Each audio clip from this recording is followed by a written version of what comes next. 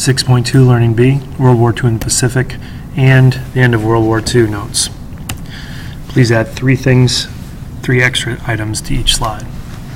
So after Pearl Harbor, the United States, when the United States was attacked, Japan had a lot of momentum.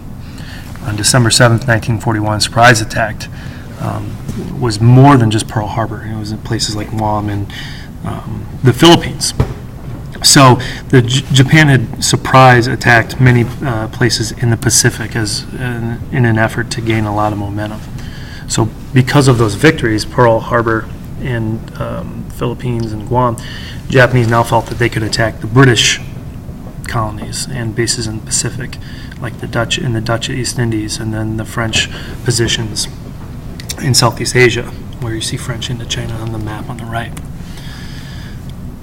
Japanese had really high-quality airplanes, torpedoes, pilots that helped Japan extend the control over much of the Pacific. So they had a new airplane called the Zero, which was fast, but it was really maneuverable and really deadly in its maneuverability in the air and much more advanced than its competitors. So it looked, if you look on the map on the right, it looked as if Japan was going to continue to expand throughout the Pacific. At this point, Japan, which is about the size of California, had controlled much of the Pacific in a relatively short time. They did start World War II in this Pacific theater by attacking China in 1937. Pause. So this guy with the corncob pipe is General Douglas MacArthur. General MacArthur was the general in the bonus march that cleared out the bonus marchers in 1932.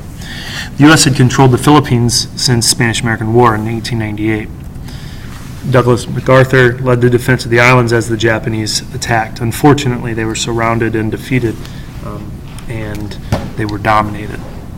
They were cut off from any aid, which means that they did not have any opportunities to have more soldiers or more equipment. In a very famous speech before he fled, General MacArthur said, "I shall return." An enormous amount of troops were captured by the Japanese, and they were ill-prepared to deal with these troops. And also they had a sort of a national idea that if you were captured, if you surrendered, you were less than human. They didn't believe in surrendering. So when they did capture these troops, about 10,000 Americans, 60,000 Filipinos, they treated them very poorly. They famously marched them to their prison camps, and that march was dubbed the Bataan Death March. The Bataan Death March was fairly brutal. It was really brutal, actually. It was about 80 miles long, and the Japanese didn't have any food or water for their prisoners of war. So one by one, as soldiers fell because they were injured or couldn't make the march by themselves, they were summarily executed. There's stories of Japanese soldiers using their swords to chop off the heads of sick or dying or slow, recalcitrant troops. Now, the Japanese eventually would apologize for this, and I think in 2010 or 11 they actually funded some 90-year-old soldiers to a trip, full expenses paid, to Bataan to sort of revisit this atrocity. Pause. Here is where the Philippines are. Please make sure to draw a line from in your notes that go from this map to the words that are involved with the Philippines in the notes, this slide that we just did. Pause.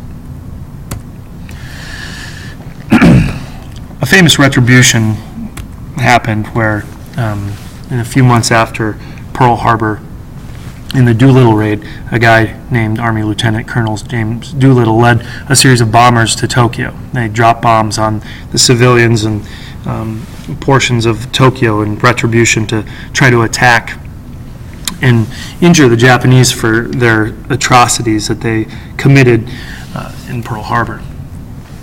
It didn't actually do a ton of physical damage, but it made the U.S. citizens feel a little bit better, like sort of stuck them in the eye. And the Japanese became fearful of a large-scale attack later, which did come. Now, the problem is that there wasn't enough gasoline to actually attack Japan and then safely return. to the aircraft carriers or the airfields where the bombers left. So many crash landed before they reached the Chinese airfields. Remember that China was an ally of the United States. So 3 of the 8 Americans that Japan captured were executed in 1943, but it was a brave task that became legendary. It's even mentioned in the otherwise fairly inaccurate movie Pearl Harbor. Ben Affleck, I believe, is the James Doolittle, or he's involved in that raid. So this wasn't something that did a lot of damage, but it was sort of a psychological warfare, and the men that went on it knew that it was possibly they were not going to make it. Pause. Again, please draw a line from the map to the words of this Doolittle raid, as you see where a lot of them crash landed. So the Battle of the Coral Sea.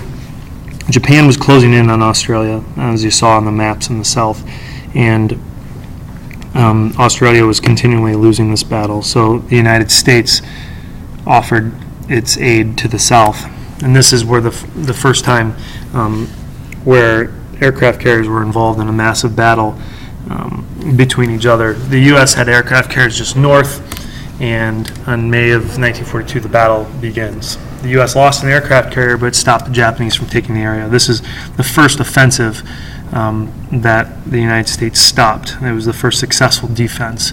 The Japanese had stopped expanding their territory. Now this was good because this was only 6 months into the war. Now aircraft carriers are basically floating cities that have an enormous amount of planes that can take off from them. So this is an extremely advanced technology that is first present in World War II and extremely powerful. I believe the Japanese only had 8 aircraft carriers, and the United States, I believe, ended up having 11. So these were massive, massive ships. So when one was destroyed or damaged too much to repair, it was a major deal. So the United States was injured from this battle. Pause. Again, please draw a line from the Battle of the Coral Sea map to the words on the previous slide. Pause. Here's a picture of some images from the battle. You can see this is a Japanese aircraft carrier. The USS Lexington, which was an aircraft carrier that the United States lost in the Battle of the Coral Sea, is shown here. Okay, the Battle of Midway. The Japanese planned on attacking the U.S. island of Midway. It's in the middle of the Pacific, thus the name. It was uninhabitable, it was very small, but it was a really important base. So what they did is they pretended to attack the Aleutian Islands, which is the tail of Alaska. The United States had broken some code, and the Japanese knew it. So they sent the code knowing that the United States would receive it. The code said that the Japanese were planning on attacking the Aleutian Islands. But what the Japanese didn't know is that the United States had broken the actual Japanese code as well. And the Americans knew that the Japanese were faking the Americans out. So the Americans pretended to fall for the trap, but they were sitting waiting for the Japanese in a much larger force than the Japanese had insisted. So in June of 1942, the United States was prepared, and as the Japanese airplanes returned back to their aircraft carriers in need of fuel and weapons and bombs, and the United States airplanes followed them, and essentially the Japanese aircraft carriers were sitting ducks, and they were destroyed, and 4 of their 8 aircraft carriers were destroyed. This was a massive, massive, massive victory for the United States, and this would be the turning point in the war. The Battle of Midway was the first all-aircraft carrier battle in the middle of an ocean, and it certainly lived up to the fame that it's had since, because after this, the Japanese were now on the retreat. They could no longer expand towards the United States. There's no hope of them attacking or gaining the Hawaiian Islands. Pause. There is Midway. Again, please draw a line from the map to the words of the Battle of Midway. Pause. Here's a picture of Midway. On the Midway Islands, you can see how small they really are. Again, this is a Japanese aircraft carrier that's under attack at the battle. All right, Guadalcanal. Sounds like Waddle Canal. This was one of the Solomon Islands, which was just north of Australia. There was an actual Japanese airstrip that was being built, and if it was successfully built, then the Japanese could actually attack Australia en masse, and it would be very, very damaging to the Australian cause. So in August of 1942, there was a battle in the jungle and battle in the sea. 6 months it took for the Japanese to be defeated. It was pretty vicious. The islands in the Pacific, specifically between Southeast Asia and Australia, the East Indies, the Philippines, all of those, I mean, there's as many islands as there are stars in the sky. It seems like there's so many. So this was one of the battles that took place in lots of little islands in that area. It was a really, really important battle because it signaled the Japanese first defeat on an island that they had actually taken. They were now on full retreat. Go ahead and add 3 things and draw a line from this slide to the previous slide. Pause. So the United States decided to attack Japan and decided that it would be an unconditional surrender. The atrocities that Japan had committed against China in an event called the Rape of Nanking, where they had killed tens of thousands of civilians and obviously raped quite a few of them, and the Bataan Death March and the secret attack on Pearl Harbor made FDR decide that he would call for the Japanese unconditional surrender. Now, this was a big deal, and this actually made it more difficult to defeat the Japanese. So in order to do this, the United States would have to have a new strategy, and the strategy would be called island hopping. And the United States would attack some islands and then skip others that they had. Remember, there were so many islands that it was nearly impossible to defeat and go through each island and flush out the Japanese. Each island they conquered would be a base to refuel and bring soldiers and to set up camp and then to be able to launch the next attack from. This would eventually allow the United States to get all the way north to the Japanese mainland, slowly sort of hopscotching until the United States then would attack the Japanese and defeat them. Pause. All right, the Battle of Leyte Gulf. Here you see a picture on the top right of MacArthur wading back onto the Philippines, and a statue that memorializes that particular picture and event. It was the first part of retaking the Philippines. It was the largest naval battle ever fought. An important sort of signal of this is just how effective the American home front was. The United States was able, with all of its people, with all of its equipment, with all of its resources, to just continually produce more and more and more and more and more and more and more stuff. So much so that it did eventually overwhelm the Japanese, who were unable to create and produce as many war materials as the Americans were. The U.S. overwhelmed the Japanese with a large number of ships. And on October of 1944, MacArthur waded ashore and had famously returned, as he had promised 2 years earlier, 2.5 years earlier. Another signal, another important part of this battle was that this is where the kamikaze first showed up. Kamikazes were Japanese pilots who would load up their airplanes and either drop as many as they could first or not drop any and slam into the sides of ships or into American airstrips in an effort to destroy as much as possible on their suicide mission. So the kamikaze suicide pilots were a mental sort of attack on Americans, and the psyche of Americans really was injured by it because the United States really recognized how much effort it would be to invade Japan and how much it would cost. This would eventually come into play during the decision on whether or not to drop the atomic bomb and end the war, or to launch a full-scale invasion of the Japanese mainland. Pause. Iwo Jima is a very famous battle. If you have not heard of it, you probably have seen the picture that's from it that I'll show you here in a moment. The United States was close enough to begin bombing Japanese cities, but it needed to be closer to be more effective. Iwo Jima was a 7.2 square mile volcanic rock of an island where the Japanese had dug in and heavily guarded. The Marines, who often go in the most difficult missions, were invaded the island in February 1945.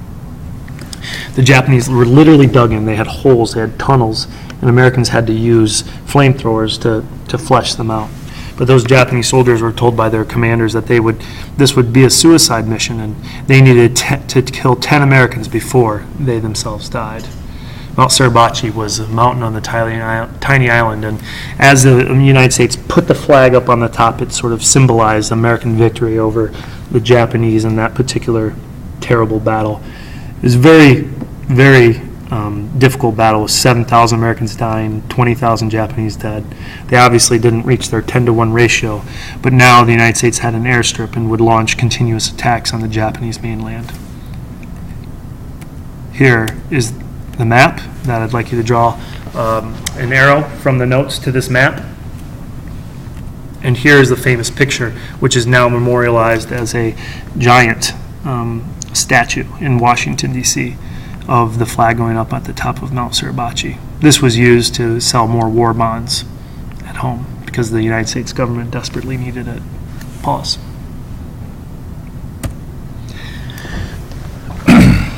So from there and other places, the United States started dropping bombs all over Japanese cities. Some of the bombs were incendiary bombs that weren't really supposed to cause a lot of destruction with their explosion, but what they were filled with was napalm and other type of explosives that would cause fires. Tokyo was largely a wooden city. They had a lot of trees as their resources, so the fires would kill tens of thousands of people themselves as opposed to the bombs. Secretly, the United States was working on the Manhattan Project. The Manhattan Project was to create the new and most destructive weapon humans had ever known, the atomic bomb. It was so secret, in fact, that the people who were working on it didn't know what exactly that they were doing in places like Oak Ridge, Tennessee. It was also so secret that the Vice President, Harry Truman, didn't know about it until he took over after FDR's death. FDR died of a brain hemorrhage in April of 1945. Japan ignored the warning that Harry Truman gave in late July, and in August 6, 1945, the Enola Gay, a bomber, dropped the first atomic bomb on Hiroshima. About 80,000 citizens died instantaneously. The radiation that was spewed throughout the region caused more deaths over the next decades and a few years. Japan would not surrender. The military did not want to surrender. They didn't know how many bombs that the United States had, or if in fact that they would drop another one. Nagasaki was just another victim on August 9th, 1945. Now, luckily for the United States, that was it. The Japanese would surrender on August 15th, 1945. It was known as VJ Day. This was almost exactly 3 months after Germany had surrendered.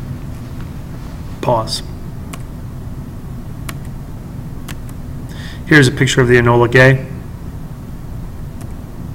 I believe this is a picture of Nagasaki's mushroom cloud.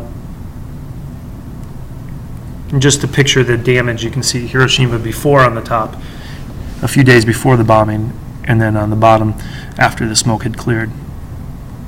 You can see the city is basically wiped out. So the end of World War II.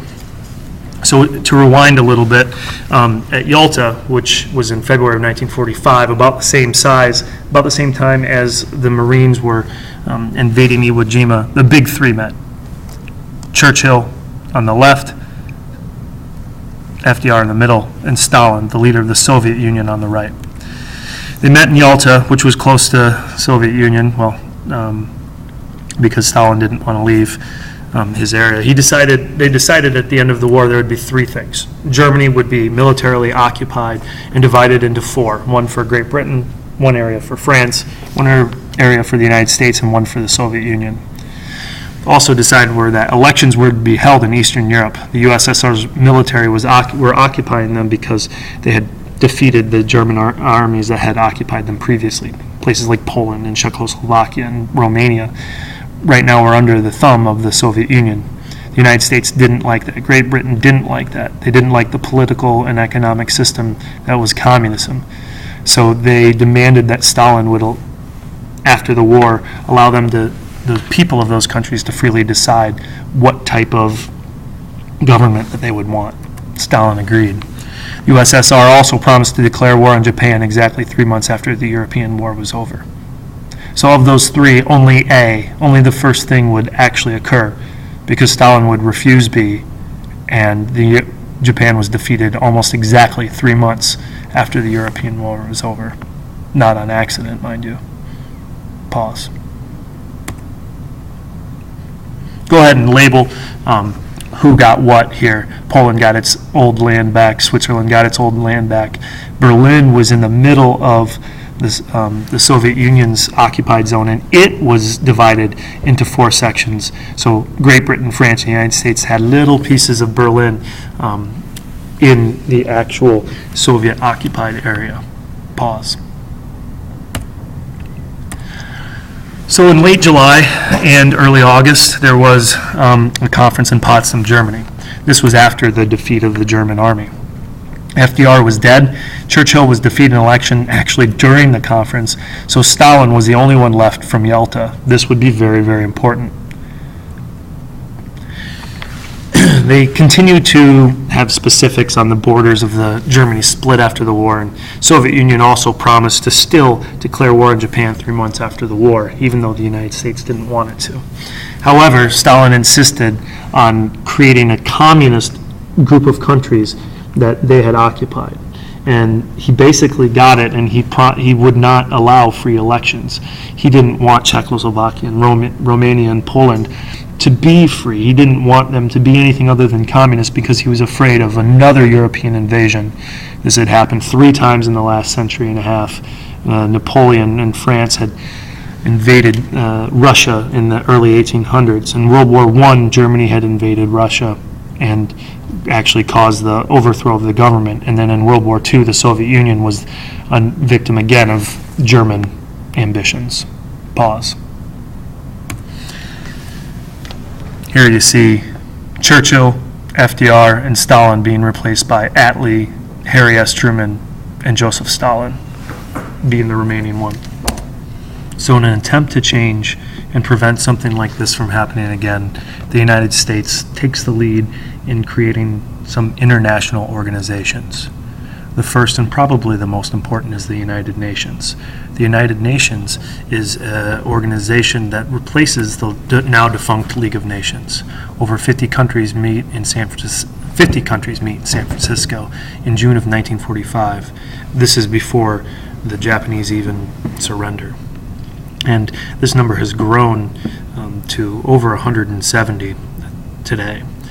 This organization has basically some real simple goals: to oppose war, defend the dignity of all people, equal rights for all countries, and make sure that treaties and international law are followed.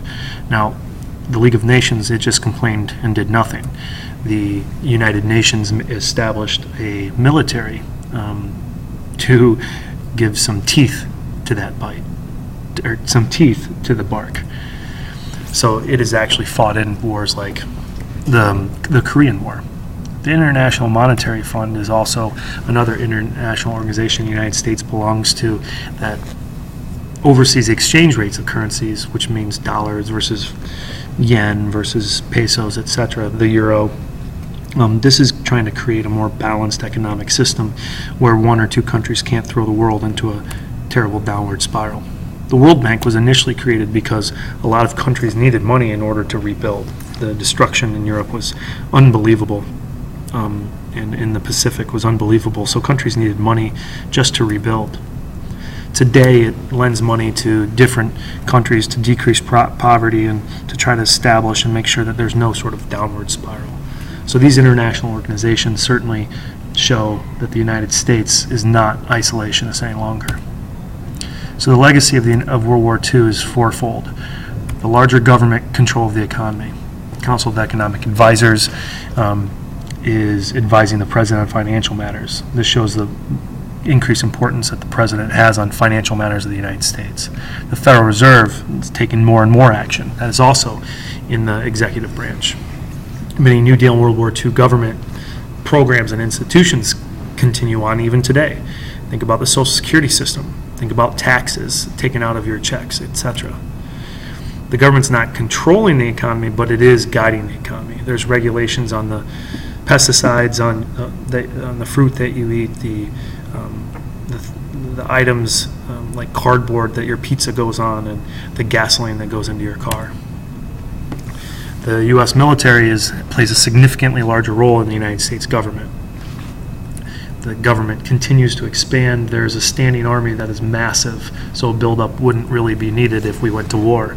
Industries and companies like Rockwell Collins are linked to military, and they continue to grow and make an enormous amount of money through the advancement of the military. The military leads, the reason why we have the internet is the military. The reason why we have plastic is the military.